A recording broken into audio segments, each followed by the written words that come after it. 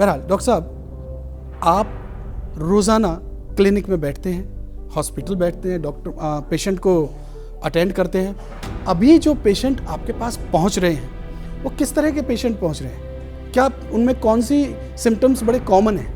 Practically हम ये समझ लो कि हर तीसरा दिल्ली वाला इस टाइम जब पहुंचता है तो खूं खूं करता हुआ आता है। डॉक्टर साहब, गले में खराश है, आंखों में पानी आ रहा है या जलन हो रही है, मुझे खांसी है। वो इसके ऊपर भी जो पेशेंट्स मेरे पास आते हैं as a doctor, as a patients हैं, वो तो गंदी खांसी लेके आते हैं। डॉक्टर साहब, ये खांसी बंद ही नहीं होती, जिसको हम कहते हैं एलर्जी वाली खांसी, एलर्जिक ब्रोंकाइटिस।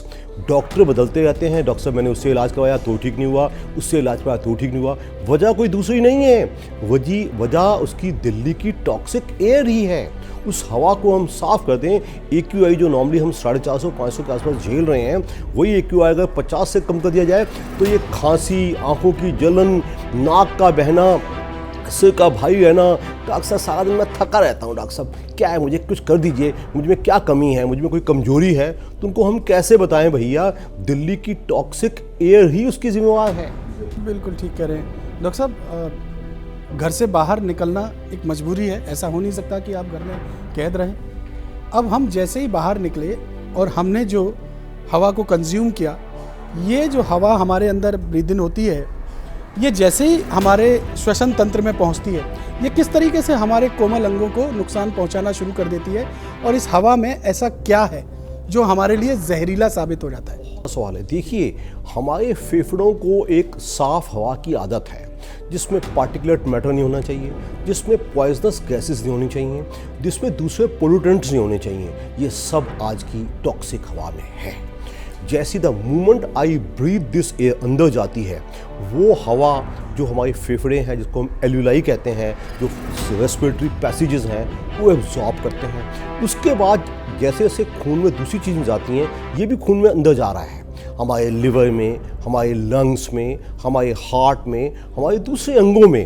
अब इसका ये समझ लो कि प्रैक्टिकली एवरी ऑर्गन अफेक्ट होता है, अप टू स्किन।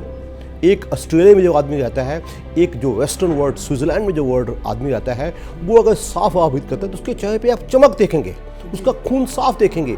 ये सब चीज़ें हम दिल्ली वाले शायद नहीं पा पाते। डॉक्टर साहब, अब चूँकि आपने जो लकीर खींच दी है, वो लकीर हमें ले जाती है कि हम एक एक करके एक एक बीमारी के बारे में आपसे चर्चा करेंगे। लेकिन एक बात और समझा दीजिए, लोग इसको भी लेकर के बड़े कंफ्यूज रहते हैं कि साहब, सर्दियाँ जैसे ही आती हैं और ये AQI लेवल बिगड़ना शुरू हो जाता है, ये सर्दी का और हवा का ख़राब होना, इन दोनों का कनेक्शन क्या है? कि कुछ फैक्टरान ऐसे हैं जो सारा साल ऑपरेट करते हैं, जिसमें मैं पहले भी कई बार कह चुका हूँ, जो दिल्ली का व्हीकुलर ट्रैफिक है, व्हीकुलर ट्रैफिक दिल्ली NCR का, जो कि बहुत ज़्यादा है।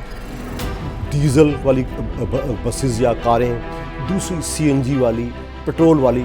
ये कहना होगा कि पेट्रोल वाली थोड़ा कम वो एमिशन करती हैं, जो CNG वाली थोड़ा कम करती हैं, और डीजल वाली का तो बुरा ही हाल है। प्लस जो पुराने मॉडल्स हैं, जो 15 साल पुरानी कार है, 10 साल पुरानी कार है, 20 साल की कार है, लोग आसानी से टेस्ट नहीं करवाते, कारें ऐसे ही चलती रहती हैं, उस पर ध्यान दिया जाए। दूसरा, जो कुछ फैक्टर्स हैं, जैसे पराली का फैक्टर कहा जाता है, इस साल कहा जा रहा है थोड़ा कम रहा है, जो पराली जलाई जाती है, क्योंकि दिल्ली, मानिएगा, दिल्ली एक छोटा जगह है, उसका एरोस्पेस छोटा है, और इट इज़ लैंड लॉक्ड तो चारों तरफ स्टेट्स ही स्टेट्स हैं। तो उनकी जो कि वो बड़े स्टेट्स हैं, यूपी, पंजाब, हरियाणा, राजस्थान, तो जो उनके यहाँ होता है वही हमारे यहाँ आती है, हवा आती है।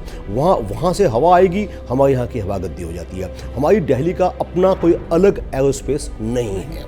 तो उसको देखते हुए एक पराली का फैक्टर, एक पटाखों का फैक्टर इस साल दोबारा से सुप्रीम कोर्ट ने अलाउ कर दिए, तो लोगों ने खूब फोड़े हैं। उसके ऊपर जो हमारे दिल्ली शहर की, दिल्ली NCR का जो इंडस्ट्रियल यूनिट्स हैं, उन पे कंट्रोल कम है, उन पे ध्यान दिया जाए। वो इतना ज़्यादा एमिशन करते हैं, और उसके ऊपर आप ध्यान से देखिएगा तो construction all across Delhi NCR में बहुत ही ब्रेकनेक स्पीड पे हो रही है। बड़ी बड़ी बिल्डिंगें, इवन जो आम छोटे मकान हैं, टूट रहे हैं, टूट के उनके फ्लोर बन रहे हैं। तो ड्यू टू पुअर म्यूनिसिपैलिटी के जो बाईलाज फॉलो नहीं हो पाते, धूल मिट्टी ख़त्म ही नहीं होती।